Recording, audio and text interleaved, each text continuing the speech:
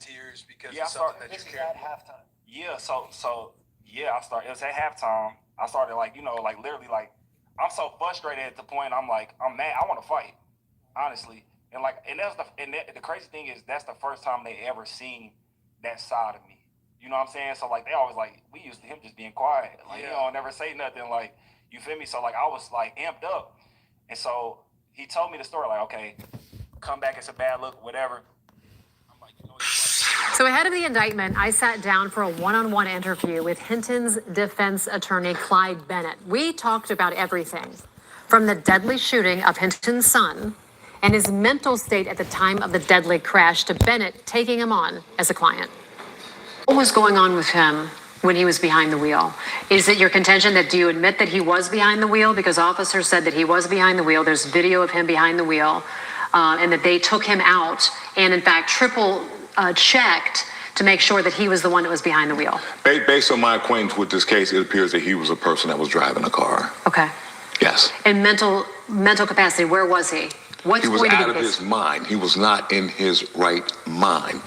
Let me spell that out. That means that I'm doing something, but I don't know the wrongfulness of what I'm doing because I'm out of touch with reality. That's what insanity is.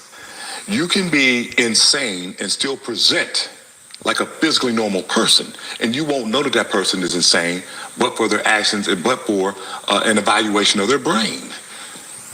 This man had a diagnosed, documented mental illness that is recognized by healthcare providers, and he was receiving medication for the mental diagnoses. That constitutes a defect at this point. So this is going to be not guilty by reason of insanity?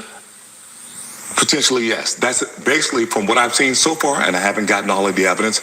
Really, I haven't gotten any evidence from the government. I've got it from my investigator. But from what I've seen so far, this is what it appears to be. Yes. Okay, I want to back up on something that you initially said. You said unjustifiably killed. His son was unjustifiably killed.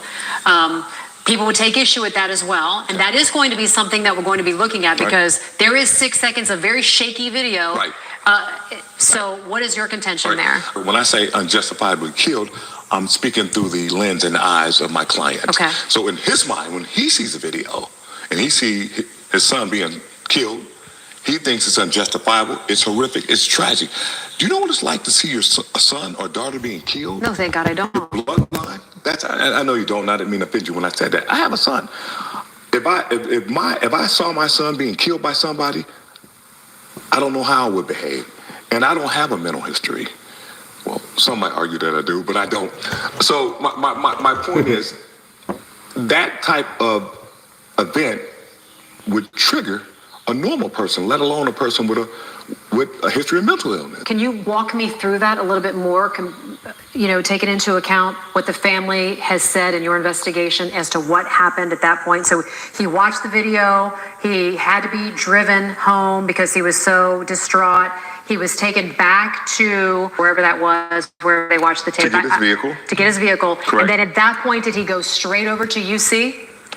He's going home. He was going home. Which would take you that route. Okay, so he was going home, but on the way home is when he took a detour and went to UC. No, that is not a detour. Okay, what was it? That's on the way home. Okay, so he's driving on the way home past UC. Correct. And what happens?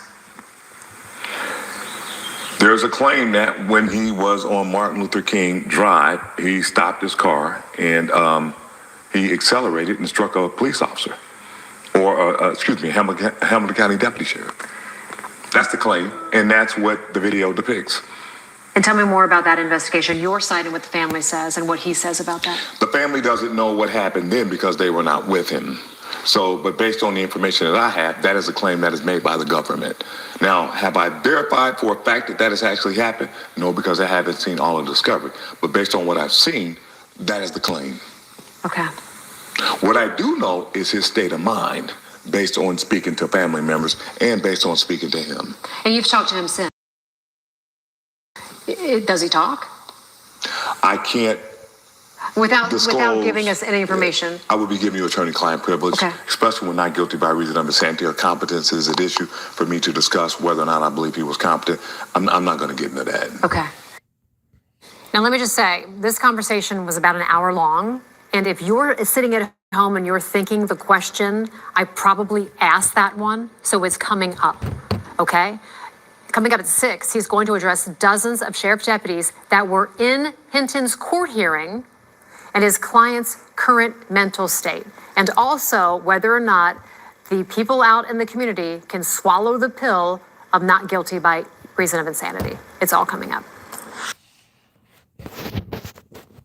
Grand jury has indicted Rodney Hinton Jr. on 2 counts of aggravated murder, 1 count of murder, and 2 counts of felonious assault in the death of retired sheriff deputy Larry Henderson. Now, ahead of the TNP, man, hit that like button, subscribe.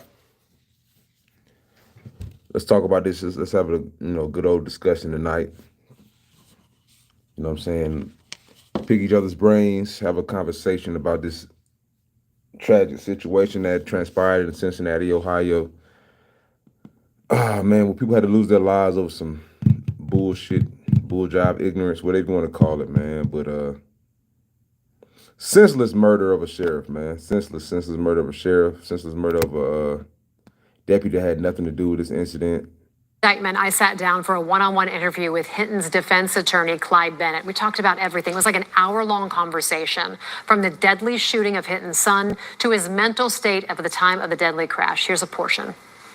When you walked into the courtroom and there were 30 plus officers lining the courtroom, and they said it was to show their respect for Officer Henderson, a lot of people would say that was an intimidation factor for Hinton, Mr. Hinton. How was it gauged by him and by you? Anybody looking at that would say one or two things or both things. It's a show of support for the Deputy Larry Henderson. His colleagues are disheartened. They're sad by his departure or his demise, and I would expect them to support him. But also, one can look at it and say, this is a show of force. This is threatening. This is intimidating. So there's two ways of looking at it, and I think both ways are reasonable when you construe what you saw in that courtroom when there was 30 deputies. I can understand it from the Hamilton County Sheriff's Department view, but I can also understand. Boy, man, hit that like button, man. We got to stop being so much victims all the time, man.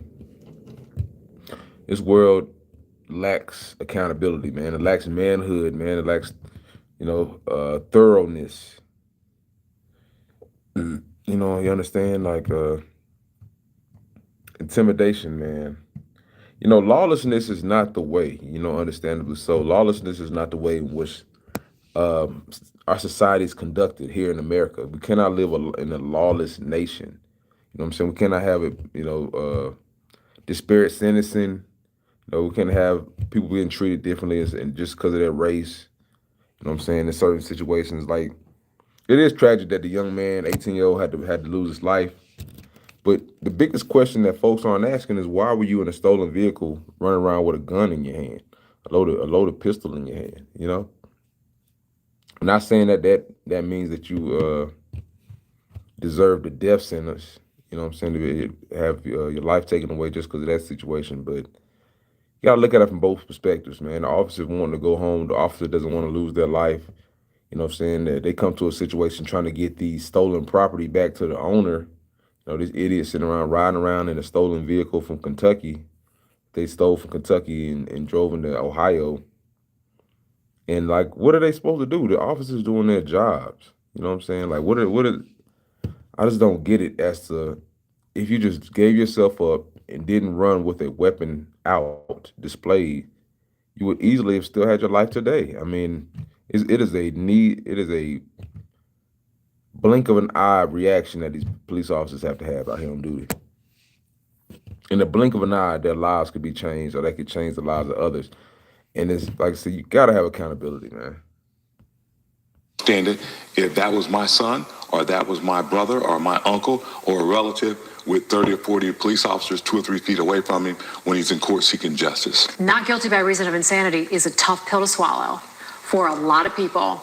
And with this absolutely innocent deputy who was plowed down and killed, and he is an exceptional man from everything that I hear as well. He's a very exceptional man. I didn't know him personally, but I've seen Deputy Henderson more than once, and I've been in contact with him more than once over the years. And let's be clear. I feel for Deputy Henderson, his immediate family, his extended family, his colleagues and fellows at the Hamilton County Sheriff's Department. I feel for that community and that family. And You would have to be a heartless individual, which in a lot of cases, a lot of the black community is right now, just being honest. You know what I'm saying? This attorney saying the right things, Clyde Bennett, you know what I'm saying, respected him, you know what I'm saying? But you would think that this officer was involved in some type of heinous, evil, sadistic act. For for a lot of folks are rejoicing in the fact that his father, Mr. Hinton, got retribution, in some type of twisted way for the other officer killing his sons. Like, you got to be a heartless, just low life piece of shit community to be celebrating for the death of a random person just because the system, because you view the system as being unjust. You know what I'm saying? Because you view the system as mistreating this young man, Ryan Hinton, whatever, and the boy that passed away, and his father. You just got to be a low life piece of shit with no consciousness, no morals, no morality, and there's no sense of self or awareness. If you think that the father was righteous and trying to attack any cop he saw, like, you're just, I mean, what kind of person are you? Let's be real. What kind of community do you serve, or do you come from where you think that's honorable?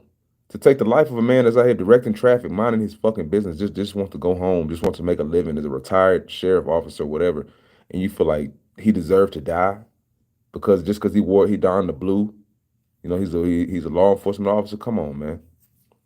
It's like you had to be a low life piece of shit, which a lot of folks are, man. Like I said, a lot of folks donating to the guy, rejoicing in the fact that he got retribution on a Leo officer, law enforcement officer. Man, it's sickening.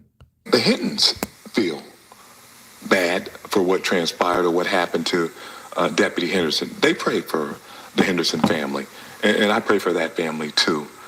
But I have to compartmentalize my feelings and do my job. But that doesn't mean that I don't have feelings and that my clients don't have feelings for what happened to Deputy Henderson, because we do. Is there anything that you think is important that we need to address?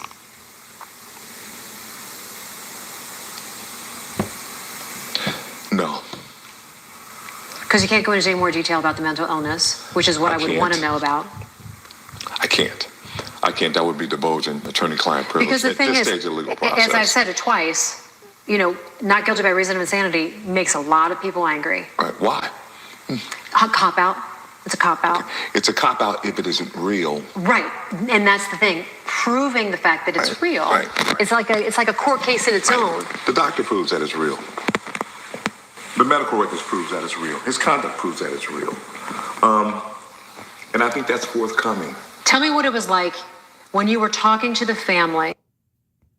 Yeah, just seeing how he displayed just his reaction in court, you know what I'm saying, his display of body language or whatever like that. It does show that the man has some type of mental issue for sure, like just looking at it from my perspective. But like he said, he already had pre-existing issues, so that's, you know what I'm saying, that's not a good combination to show this man the video of his son dying, and then he already has mental issues, you know what I'm saying? Like, but it is a cop-out to me. To me personally, I feel like it's for sure a cop-out. A lot of folks love to, live with no accountability, in all honesty. You know what I'm saying? It's easy just to claim insanity once you've done such a heinous act, you know what I'm saying? Like, I just don't get it. It just seems kind of calculated the way, and very bitch ass, to be honest with you. Be very, very honest with you. I'd rather you, get a man a shooting chance, run up on him, but just to be conducting traffic and use a vehicle as a weapon, I feel like that's just cowardly, to be honest with you, because, get a guy a chance. You know what I'm saying? Maybe he could have drew on you and ended your life, you know what I'm saying? Suicide by cop. But the fact that you just did such a scary ass, bitch ass type move, it's like where it's not even honorable, as a man. It's not manly at all. You drove a car into a guy, you know what I'm saying? It's like some bitch ass shit, to be honest with you. So, about watching him getting shot by police officers. What was it like in that room? What did they say? How did everyone react to it? My focus and my concentration was on the reception of the information or the video and the perception of the video from my client, Mr. Hinton. So I really didn't ask about the other individuals and how they received it and what impact, if any, it had on them. I was concerned with Mr. Hinton. So I can't tell you what the other people... Did he tell you anything on how he was? No. Nothing? No. He hasn't commented on it at all? No. I don't know how much privilege that is. No. That's as much as I'm probably going to give you, but no, he didn't tell me about that. Hit that like button, hit that like button. To tell me. Is he in the condition that he shows any remorse or anything right now? No. No, I think he's in a bad condition, in a bad state right now. Hit that and like I think button. he has the residual effect of his mental illness. You don't get rid of mental illness. Hit that like button, hit that like button. Yeah, the man definitely, if you looked at the videos with all the cops and everything in the courthouse, he definitely had a devil in his eyes. He don't look like he's even the least bit contrite for what he's done. You know, it's still hot, you know, it's still rumbling. You know what I'm saying? Like the body just getting cold. I mean, shit, you know, the situation is just getting started. So I can't see him just about facing and feeling sorry for, you know, ending this deputy's life like a you know, coward. But mental illness is real. But I do feel like this woman said, a lot of folks use it as a cop-out. A lot of folks use it as a cop-out, man, just to be honest, you know, be honorable. You know, you did some cowardly shit. You know what I'm saying? The cops, what they did wasn't even cowardly, honestly. I mean, because if you think about it, if someone's running around with a loaded gun in their hands, I don't care if they falling down, picking it up, you know, it doesn't take but not even half a second for the dude just to aim that gun and pull the trigger. So it's like, it is a bang bang type situation out there with the cops, man. You know what I'm saying? As far as just timing, like nobody wants to wait that 1 second and your ass to be in the morgue instead of him. So it's just like, make better choices. You know, I noticed, like, see, this guy, the father had mental issues and all this type of stuff, so he couldn't have been that good of a father, honestly. And people praising him for getting retribution on the random guys, kind of like I said, man, it's a sucker move, to be honest with you, from our community. Trying to act like this is some type of tough guy, honorable retribution type get back. You know, like I said in the title, this is like, what I say, this is black folks. Let me find out exactly what I called it.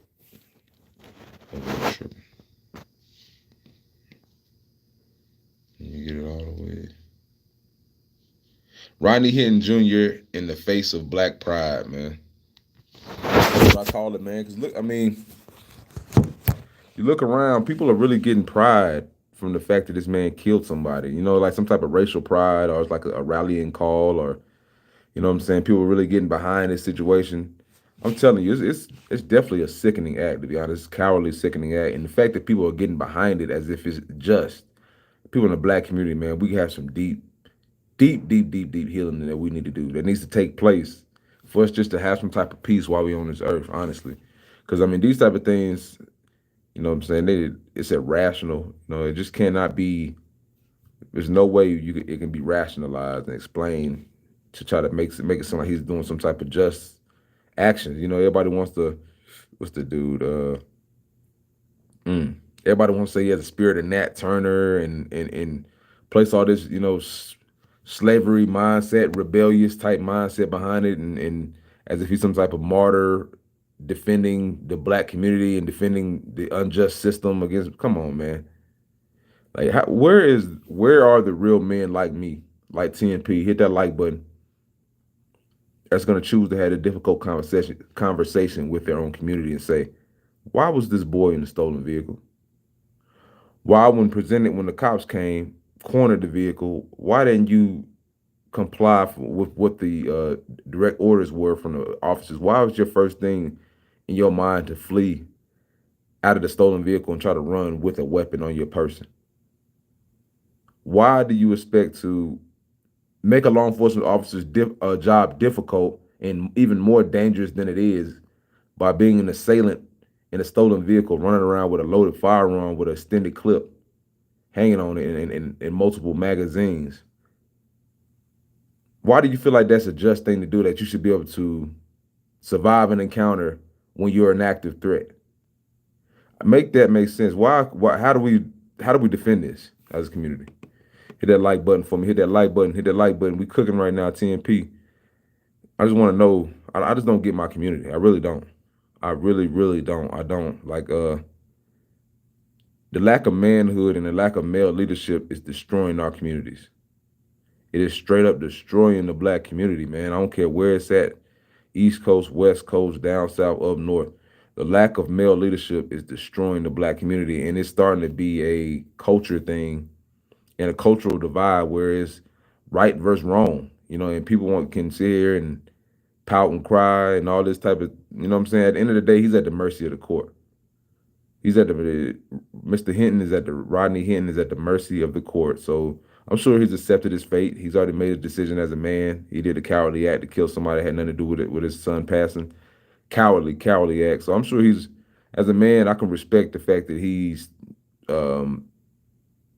at least riding with he's standing on business as far as riding with his decision. You know what I'm saying? He's not out here trying to act like he didn't do it. He's not acting like he's all sorry and contrite for the situation. He's riding with it, so I can respect that. But there's lack of accountability to where you want to, what's the word? When somebody does something to you and you, not deflect, but I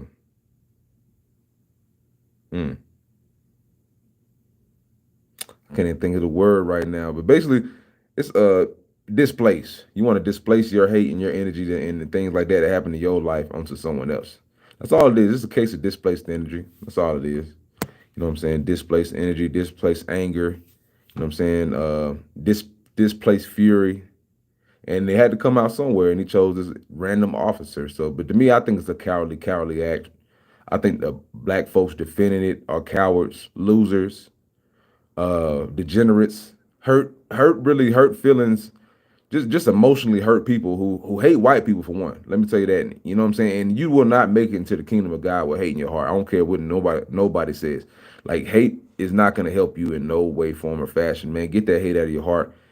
Get that anger for a community out of your heart, because it's people that weren't even, even though they have the history of being slave owners, they're so far removed from slavery, and we are as well, where, like, man, you got to let that slave hurt go. A lot of us didn't even go through that oppression. I got a 95-year-old grandmother. She was, her grandparents were slaves. So it's like, how much of this oppression can we hang on to from the past? How much of this victim mentality can we hang on to from the past? How much of this past hurt can we try to displace our anger on the others? Because it's not changing our situation. We're still here in America. We're still in a European, predominantly European country and ran country. So it's like, what are you really getting at by trying to create a racial divide? Like, what does that help us as black people when we don't even function properly together? And what does it help us to try to be angry at another group that's, minding their business and thriving? In all honesty, they're not fucking with us. You know what I'm saying? So it's just my opinion as to, like, it doesn't make much sense to me. Subscribe here too, man. Hit that like button and subscribe. But it does not make much sense to me, the mindset of a lot of blacks in America. It really does not. It's like, it's good versus evil out here, honestly, man. And just to have all this anger in your heart for a whole community only shows how hurt you are, honestly. Me personally, I look at everybody in the individual case by case basis. I don't sit here and paint everybody with the same brush. Like, that's just me. You know what I'm saying? I'm not going to sit here and be angry at white folks for systemic racism dating back to the 1940s and 50s, 60s, and 1800s. Like, to me, I'm not going to do that. A lot of these folks, they're dead and gone that were some of the mainstays of racism in society. They're dead and gone and buried. So it's like, it's a whole new generation where we can choose to do what the fuck we want to do. I'm not going to say it's a post-racial society, but I am going to say we're in a society where a lot of things are judged based off your merit and what you can do, not off of just race, man. So it's like, being stuck on race only shows how hurt a community is. It only shows how stuck in the past a community is. It only shows how much lack of progress a community has made when you're still mentally enslaved and enchained by hate, past hate, and hate for a community that doesn't care about you. Honestly, that sits back and laughs because they know that one of the biggest deaths of black folks is black on black violence. So it's like, what the fuck do they care about you? They just want you to stay away from them, in all honesty. And in situations like this, you stole a vehicle. So either you or someone you were with, you were an accomplice and you were in a stolen vehicle. Period. I don't care if you knew it was stolen or not, that you are in a stolen vehicle. Not knowing is not an excuse. That's the number one thing that black folks need to understand and people in America need to understand. Not knowing is not an excuse. If you do not know whose vehicle you are in, don't get into it.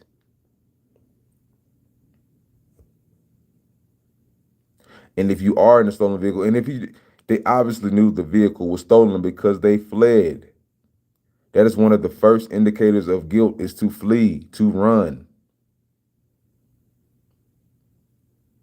That acknowledges you have some type of guilt or some type of misdeed. You ran from the scene, you ran from the car, you fled from the car with your weapon.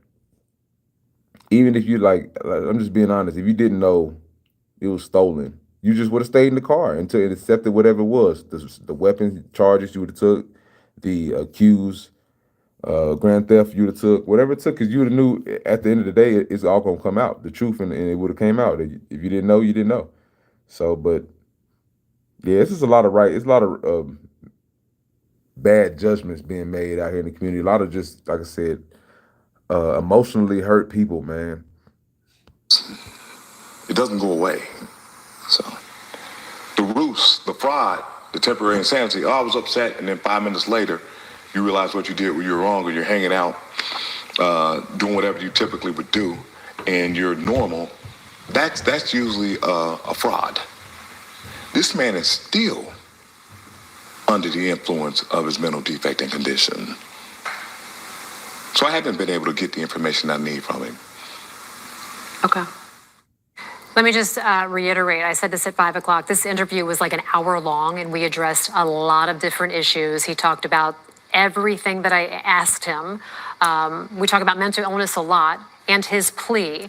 Now, I just reached out to Clyde Bennett just moments ago following the indictment. He did give me a statement about the death penalty. He says, quote, "It is very easy to obtain an indictment, particularly when you present evidence to a grand jury on the heels of an emotional, 5150. provocative, tragic incident.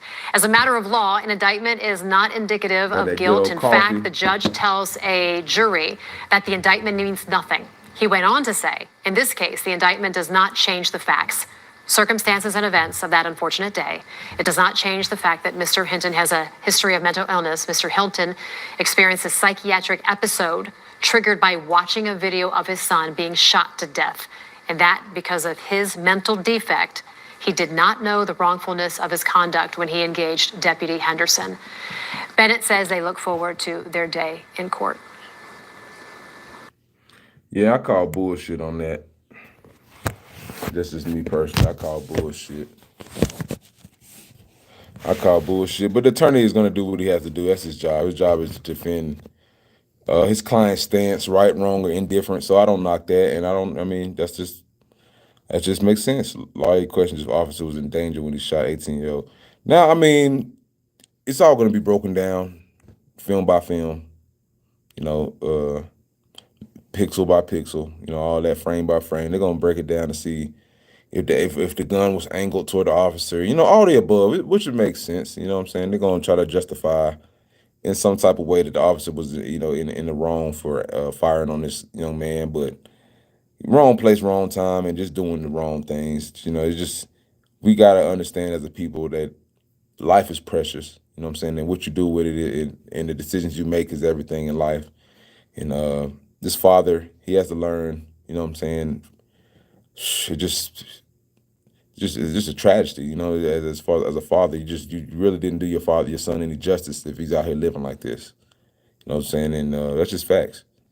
So Fox 19 now. Is killed Friday. The man accused of intentionally hitting Deputy Larry Henderson, his name is Rodney Hinton, made his first court appearance over the weekend. Now, Hinton is the father of 18-year-old Ryan Hinton, who was shot and killed by police during a stolen vehicle investigation on Thursday. Today, Ryan's family held a press conference alongside their lawyers talking about his death. Brenda Ordonez breaks down the latest on the investigation. Yeah, 3 separate investigations into this incident are ongoing. Officers, attorneys looking to see what exactly happened and if the officers' actions were justified. No timeline yet as to when we'll find those answers, but today we did get to speak to the family of Ryan Hinton. That's the suspect who was fatally shot. They're giving us more insight as to how it is that he got to be here that day. He was supposed to be at home that night. He had no business being on stolen car, man. He had a bed to come home to. He slept in the car. He couldn't get in the house. He called me like 6, 9 times, and I was asleep. I'm so sorry. This was never supposed to happen to you. A cousin expressing remorse for missing the phone call. There's a bunch of more stupid bullshit excuses, bro, from the black community, bro. I don't give a damn what nobody has to say, bro. I don't give a damn what nobody has to say, man. I'm the father of 2 sons, 2 small boys right now, and 2 little girls, man. But this situation is encasing a young man. The fuck he sleeping in the car for at 18? You know what I'm saying? Like, what the fuck you talking about? He missed his phone call. This shit happened during the day. What the fuck is he doing? Now, I'm tired of all these bullshit ass excuses from black people, man. This shit's getting sickening, bro. Like, shut the fuck up. That's the problem. That's why this young man was fucking killed. Got a whole bunch of bitch ass male leaders in your fucking family, nigga.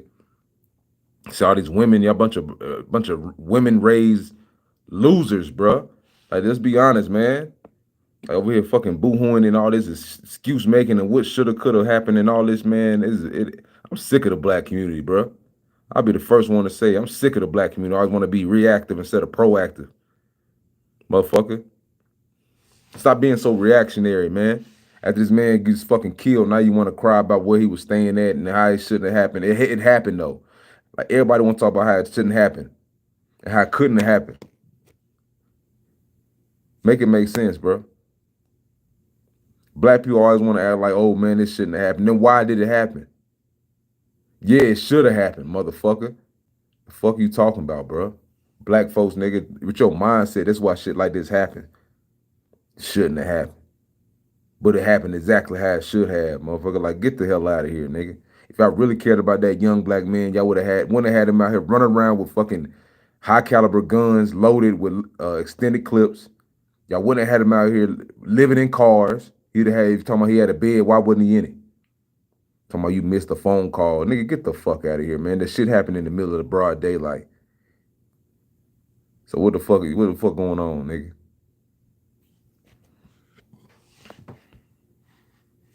Black people, bro.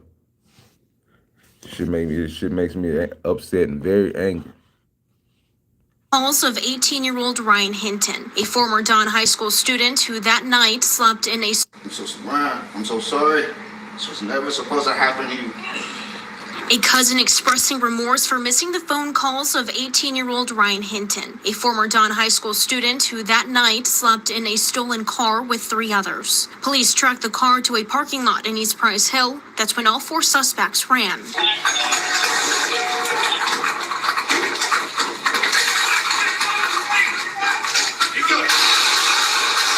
In 6 seconds, Ryan's life ended. He was fatally shot in the chest and arm by an officer. What we saw was disturbing.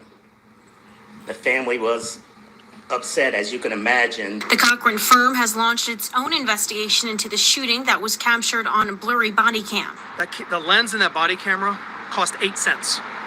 So, of course, when you have an officer running as well as someone else, it's probably going to be blurry. What that leaves us with is we do not have a still photo that is crystal clear to show anybody with a gun in the hand. However, that being said, we do know that he exited the vehicle with a gun in his hand. The officer saw that. We do know that at one point he stumbled, had that same gun still in his hand. It hits the ground. He gets up, still has that same gun in his hand. Police say Hinton ran through these 2 dumpsters before confronting an officer on the other side. Police say when Hinton reappeared, he had a gun in a bladed position. As they're running towards them, because of the angle, you actually have them running to where they're facing at you, but they're in a bladed position to where they're not completely exposed, they're only partially exposed. Police Chief Teresa Thigi and FOP President Ken Kober say officers don't have to wait for someone to shoot at them for them to perceive a threat. In this case, you have someone that is running with a firearm, running. Exactly as I said previously. Exactly as I said previously. It doesn't take but a half a second. It's a blink of an eye. If a person has a loaded gun in their hands, that they could become a threat. Period. Point blank, period, man. So they're a threat. Period. You run around with a gun in your hand, you're a threat. Loaded gun in your hand. All it takes is this is all it takes for you to do this. All it takes is you squeeze the trigger, all it takes is you to do this. And you're a threat. Gun can go from here to here, here. Just that quickly. So you run around with a gun in your hand, running, you can easily do this. That's it. And now due to the actions of him, you're gone. So yeah, I also agree. I'm not gonna be mad at the cop for making a decision on his life. I'm not. I want to ask you to make better decisions with your life. Towards you and then points it at you, you are absolutely justified in using whatever force is necessary, up to and including deadly force in this situation. We are answering or looking for the answer through our investigation of whether or not it was proper, whether or not the policies were followed appropriately, and whether or not by law and by facts that tragic death was considered in the eyes of the law as justifiable. I can promise you, under no circumstance are the family members who were here will ever believe that it was justifiable. This is still under investigation. No timeline yet as to when we're going to be getting those answers. We do know attorneys are still working to get body cam from all of the officers that were there that day. Of course, once we learn anything new, we're going to be bringing you the latest. For now, in East Price Hill, with photojournalist Damaris Evans, Brenner Ardonia, Fox 19 Now. GoFundMe has removed the fundraiser.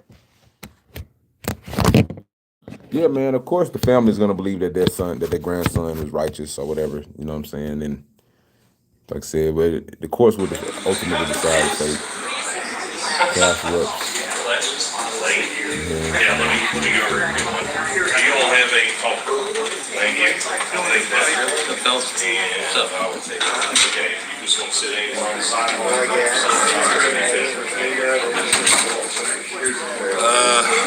Right here where you're at. You'll be in everybody else's. No, you would Two be in wrongs don't make a every- right. It just sends you to prison or the I was told to grave. ask you if I can get in, if I can get in. Exactly, yeah. You want court TV? Law and crime. Long crime, okay, yeah, yeah. Cool, so let's just get out of here. How's that? And then,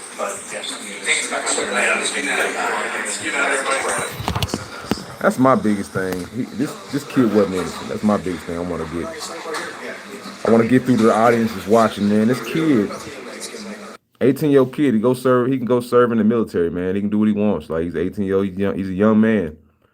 But he was making all the wrong decisions.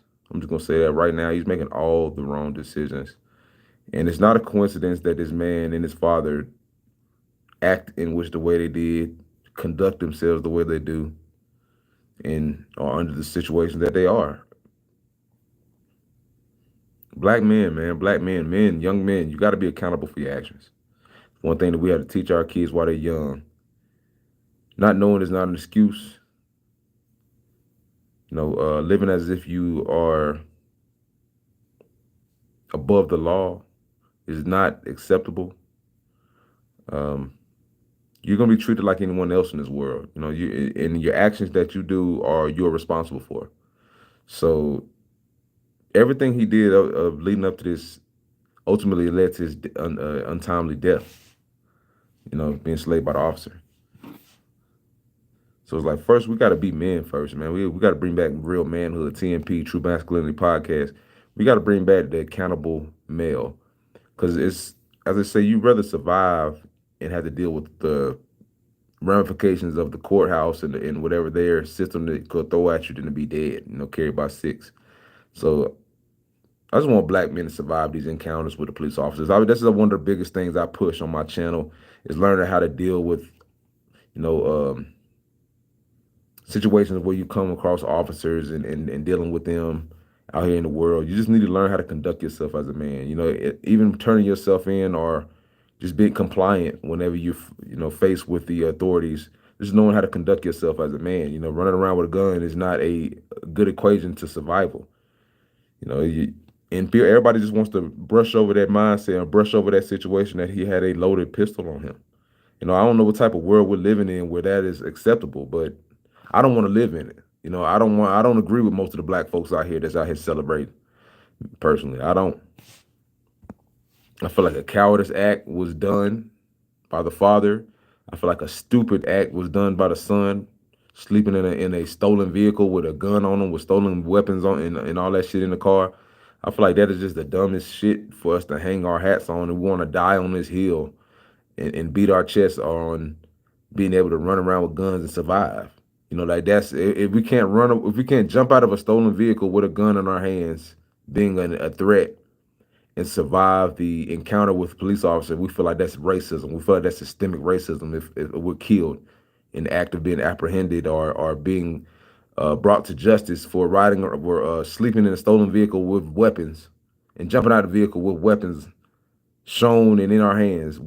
And if something happens to where we die from a situation where we brought on ourselves, where we're running around with weapons and stolen vehicles, then it's racism. It is nothing else more than that. It's racism. It's systemic racism.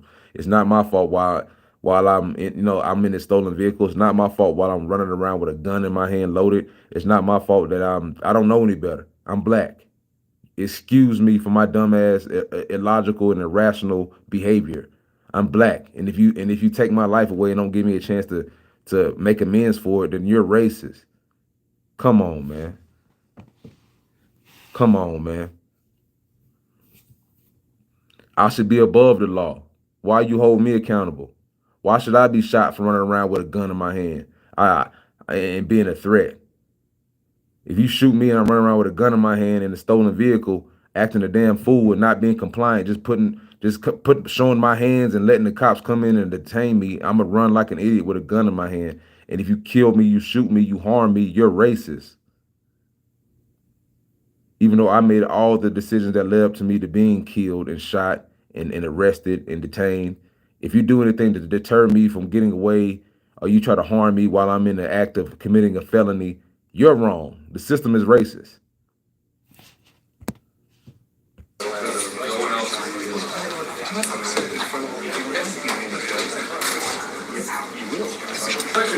I'm teaching folks survival out here, man. I'm teaching my people survival skills. I'm teaching my people logic and common sense. I'm teaching my people logic and common sense. You want to survive, or you want to die, or you want to survive and go home? What do you want to do? You want to die, or you want to survive and go home? What do you want to do? Because let's be 100% clear. If you're not in this stolen vehicle, which they had to track down maybe through GPS or some situation, if you're not in this stolen fucking vehicle, you're not committing the crime, and the cops aren't after you. So it's like what comes first, the egg or the chicken? You know, as they say, it's like you want to cry racist, and cops are doing all this bad shit to me, but you're the one committing the crime. I don't give a fuck if it wasn't Mr. Hinton. Somebody around you, you're an accomplice with someone in a stolen vehicle, so you're accountable for that. You know what I'm saying? You don't got to sleep in that stolen vehicle. You could have slept somewhere else, slept outside. Shit, you ain't got no girlfriend or nothing. I see your family didn't answer your fucking phone calls. Like, this is a black problem. It's a black family problem. If y'all love y'all loved one, he wouldn't have been out here sleeping in a stolen fucking vehicle, and y'all wouldn't be out here crying and reacting after the fact about how he shouldn't have been in here sleeping in a stolen vehicle, but he was. But he could not get in contact with any of his family members so he could sleep in his bed that he has. Stop making hot damn excuses. Nobody wants to hear it. He's dead because of your misdeeds and your lack of action. And your lack of raising his young man with any type of smarts or intelligence of how to deal with cops. Like, How are you? I don't think so unless he wants to speak.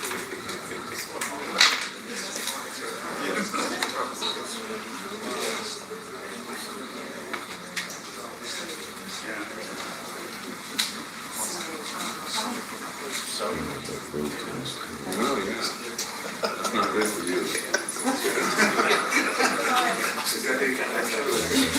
you.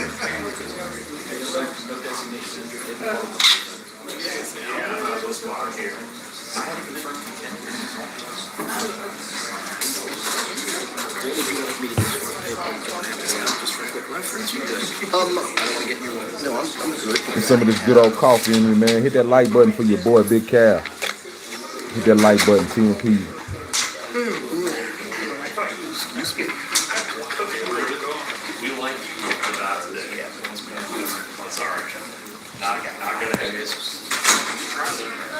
And just being honest, man, you gotta be happy about race relations in America, man. We can't be stirring up these old demons that's in America. We want to be a post-racial society. We can't always be crying racism about every fucking thing, and we can't be out here celebrating white death from black folks, man. It makes you look like a coward, devilish bunch when you just out here celebrating the death of others. You know what I'm saying? And you're not living in a logical sense because it ain't gonna stop shit. You know what I'm saying? It's not gonna stop shit. Like we don't have no authority.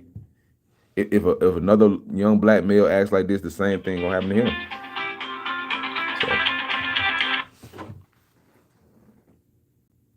So, Southland Security. This is Allied Universal.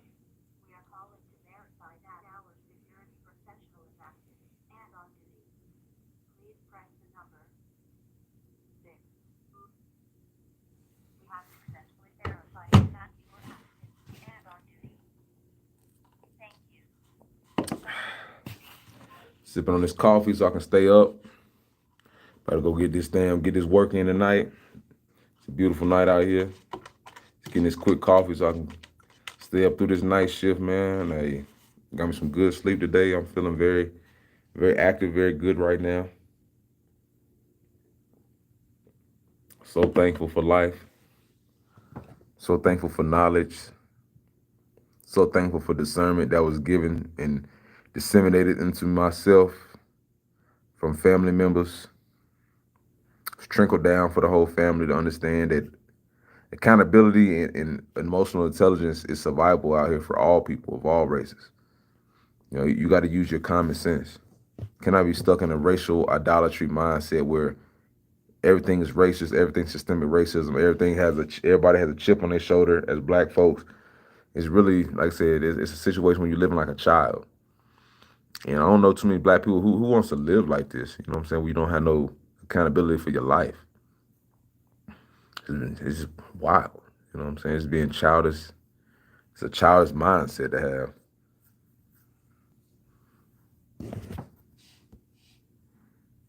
Who the fuck wants to live like that? That's just my opinion. Like, you know what I'm saying? Like we angry at a whole group of people all day long who aren't worried about us. To me, that's a loser mindset. To be out here happy. Oh man, this is like what's that dude name? It's like this Nat Turner. He got the energy of Nat Turner, and everybody want to donate on his do his defense. And like I said, black people, we use this as a rallying cry. A lot of black folks look at this as a rallying cry or get back for years of racist and systemic racism.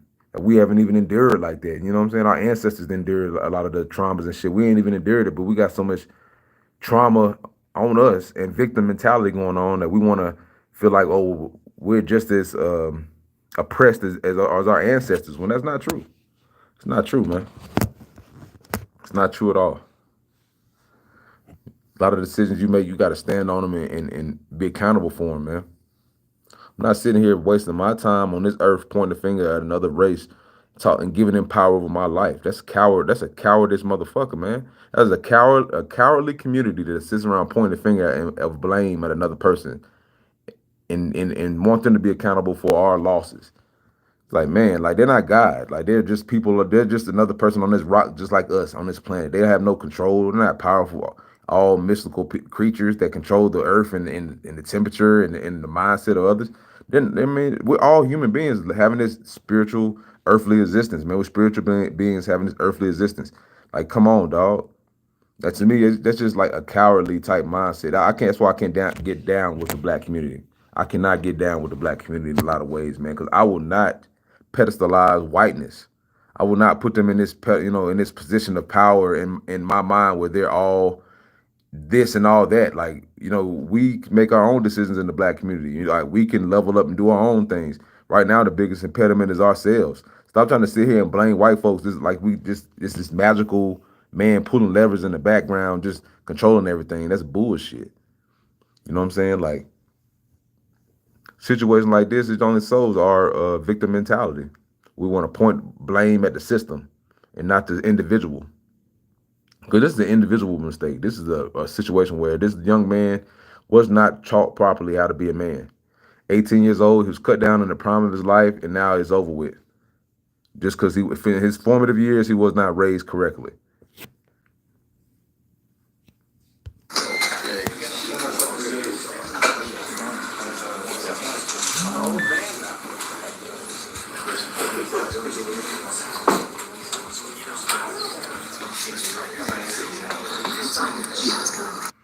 You will never get me to sit around pointing the finger at white folks as if they're the creator of all my problems. They're not God. You'll never have that.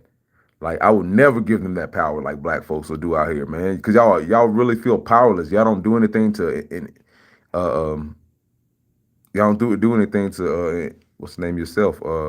Liberate yourself and big up yourself and individualize yourself. You know what I'm saying? Like, so you want to give this whole community so much power over your life, like big babies. Like me, I would never live like that. I would never live like a coward on my fucking belly, like a groveling and crying and complaining and pointing at the community like they just got so much power over us and we're victims all the time and you know what I'm saying? This community is just oppressing us all the time. Man, to me, that's a cop-out. Just like this man trying to cop out the mental illness. That's a cop-out. They don't have that much power. Only God does. If you're a believer in Christ, you'll never be a victim. I'll tell you that again. If you're a believer in Christ, you will never be a victim, and the power of change is in your hands. So you will not sit here and cry about situations and try to point the blame on other communities like they just got it out for us, man, because God has the final say, not them. They're nobody. You know what I'm saying? Like God has the final say in this world. God does. God has the final say so in this world, not man. So sitting here, that's why I'm so disgusted when I see black people talk with all this racial shit all the time. You know what I'm saying? They had this racial idolatry chip on their shoulders all the time and this victimhood mindset where I just can't get down with it. You know what I'm saying? I can't get down with it, man.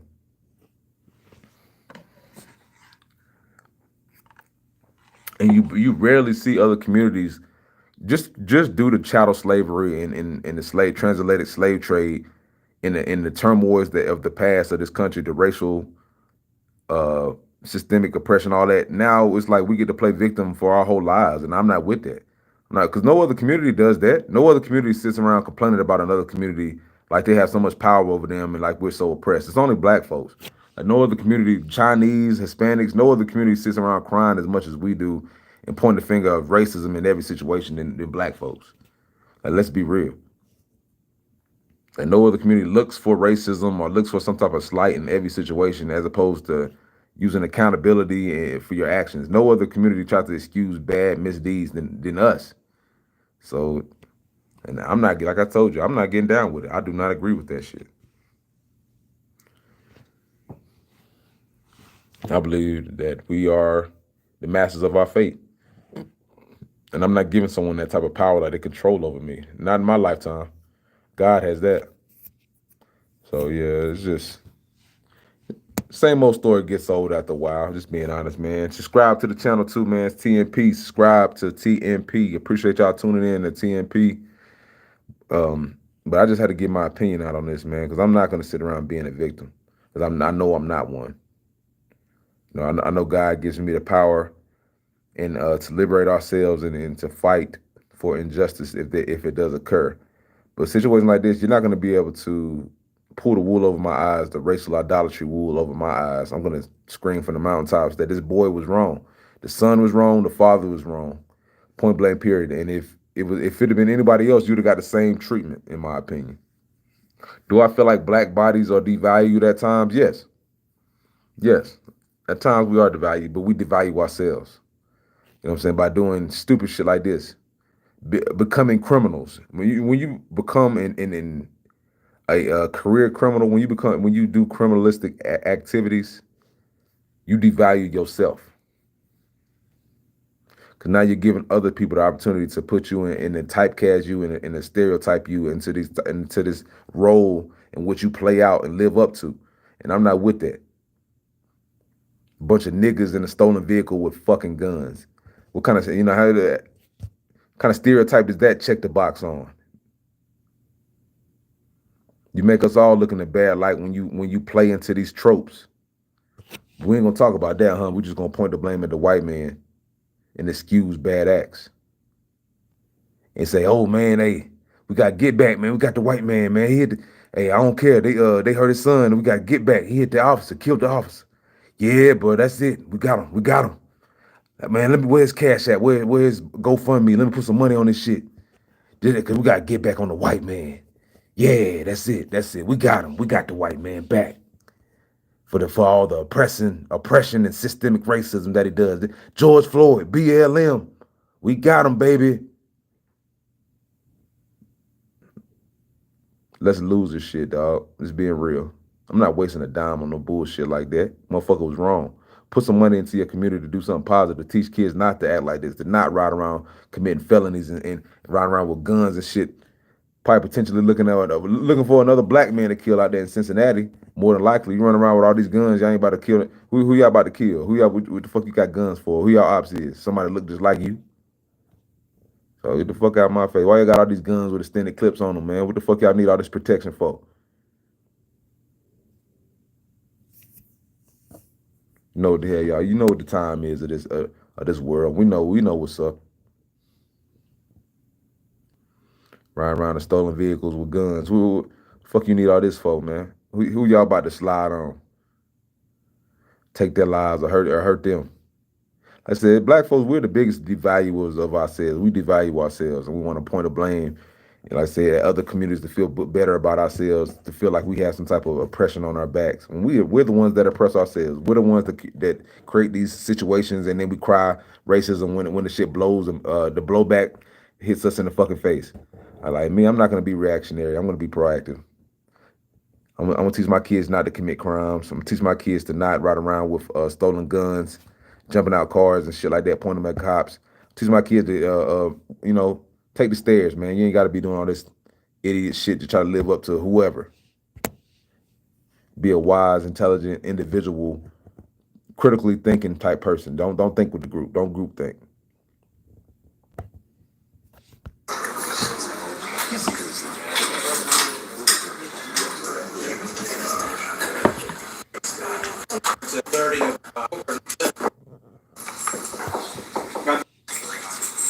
Mr. Bennett, at the prior hearing before today. Can I have a seat? Can I have a seat? Have a seat, sir. Sit down. That's my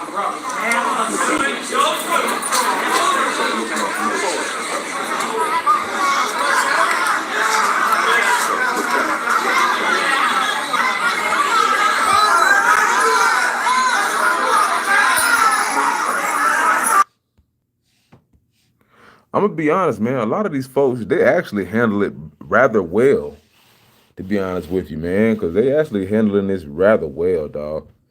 Considering the facts and the circumstances. Like, this man had zero to do with your son's death. You know what I'm saying? And shoot, they stomaching the pain of a fellow officer being slain for nothing. And, and they're holding it down pretty well emotionally to have to deal with the loss of a colleague who had nothing to do with the death of his son. All he did was take the displaced energy that he had for the system. He had nothing to do. I mean, it could be it could even be construed as a hate crime. In a lot of ways. You know what I'm saying? Because, like I said, he obviously went looking for a white cop. I would wonder what would have happened if it was a black cop that shot him, or, as I said, things you'll never know, right? But he went looking for a white officer immediately, But like I said, black folks, we celebrate the death. A lot of black folks I say out there, y'all celebrating the death of a white man, just too casually for me. It's sickening. I don't get down with that shit. You know what I'm saying? The white folks, y'all just be happy when a white person dies, especially in a situation like this. Or like the Metcalf situation out there in Texas. Y'all celebrating a little bit too boldly for me. I don't celebrate death. I mean, that's a sickening mindset. That's a sick community where, like I said, due to the oppression of our past, we feel like we're emboldened and we want some type of racial power, powder keg to kick off here in America. just due to the past racism and systemic issues that we had from the past. Now we feel like we're righteous to, in a lot of ways, when situations like this occur, when a lot of people are dancing for joy. That's why I said in the title, a lot of folks are really happy.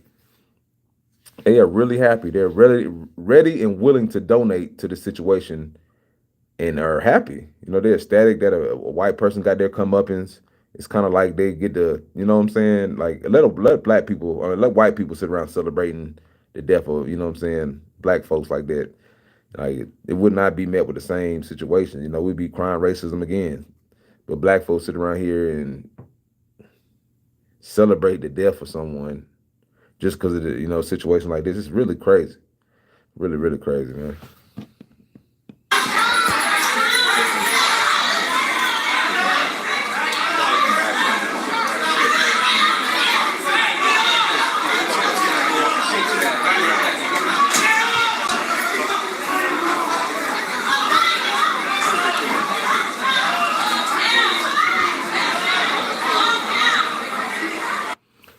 Everybody's talking about they ain't heard from the guy in a while and they worried for his life and stuff like that, man. Ain't shit about to happen to that man. You know what I'm saying? Like, let's be real. Ain't shit about to happen to that man. He about to face justice, and they're gonna see if he's competent or not to stand trial. That's gonna be the end of it. It's gonna be a guilty, not guilty, or whatever. Plea to a lesser crime or whatever like that. Charge. But yeah. I'm gonna just end it with this. And I appreciate y'all tuning in, man, watching today, man. But it really says something about a community. And as I said, black folks, we are a hurt bunch. But it really says something about a community when you rally behind the death of white people.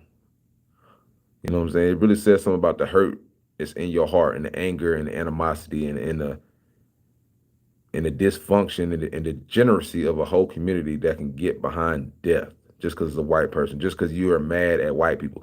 To me, I don't have the type of hate for anyone in my heart.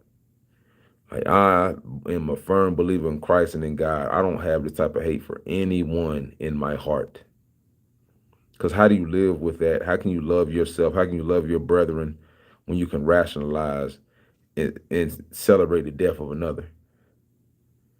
Just based off the feelings and emotions of the past and what you feel like is revenge or retribution for the past, a past systemic oppression. How do you rationalize celebrating the death of a person?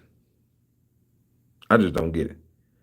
But I do know it shows how hurt you are and how much you really hold this community to a not a higher standard, but you pedestalize whiteness.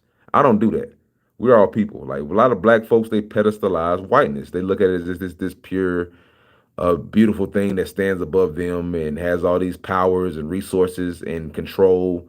And we really pedestalize. You're really envious of what you perceive whiteness to be. If you want to be honest, you're really envious of what you perceive whiteness to be, which is perfection, which it is not. But as I said, the way in which we move about things and the way in which we show our hurt and our trauma in life, it really shows how much y'all really pedestalize whiteness, honestly. And y'all envy whiteness. To me, I don't envy shit.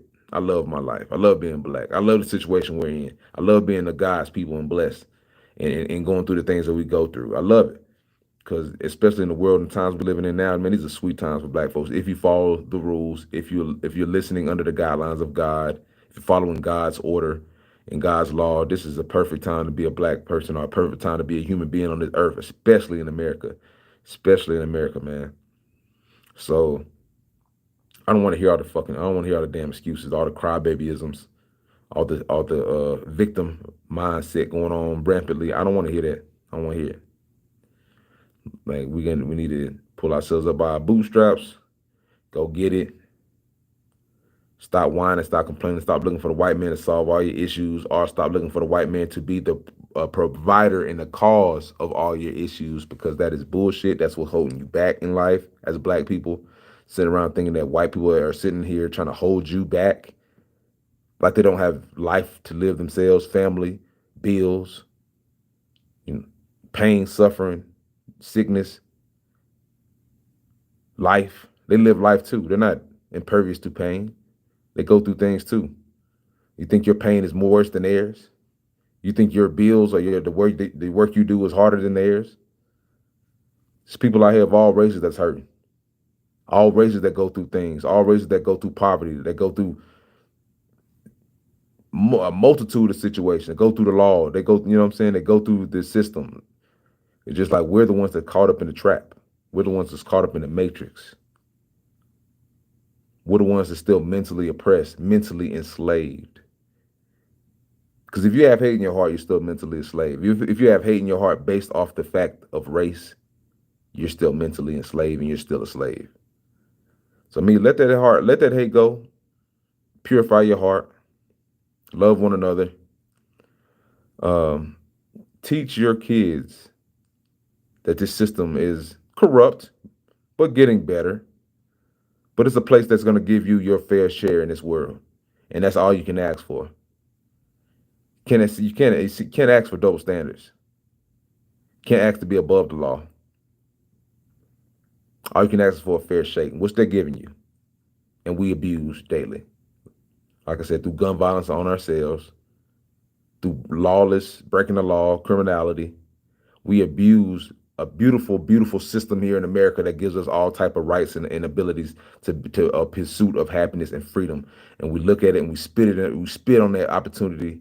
Foreigners out here killing it, coming here, being law-abiding citizens and out here being productive citizens and winning. They're not out here crying about racism all day. They're making do. So we need to follow suit. We've been here longer than damn near any community or any race of people in this continent of North America. It's barbecue or mildew, man. But I appreciate y'all tuning in. I hope this reaches and teaches somebody. I hope somebody learned something from this live stream. I hope somebody took something from this and ran with it and runs with it. And man, like, share, subscribe, man. Jump on here, man. I appreciate anybody tuning in. But yeah, man. It's the opportunity of a lifetime over here, man. Some people choose to make the best of it. Some people choose dysfunction, hatred, toxicity, and victimhood, which gets you nowhere. Gets you jail and death. And poverty. So, like I said, man, TMP, like, share, subscribe. It's your boy, Big Cal. Peace out. Appreciate y'all. I'm about to finish this day up out here, man. Getting it in. Out here securing and observing and reporting, man. I appreciate y'all tuning in to your boy. It's been a great podcast. It's been a great live stream. Get that hate out your heart, man. Black folks, white folks. If you got it, get your hate out. Get that hate out your heart as well. And get that victim mentality out of your heart, man. All right now. Peace.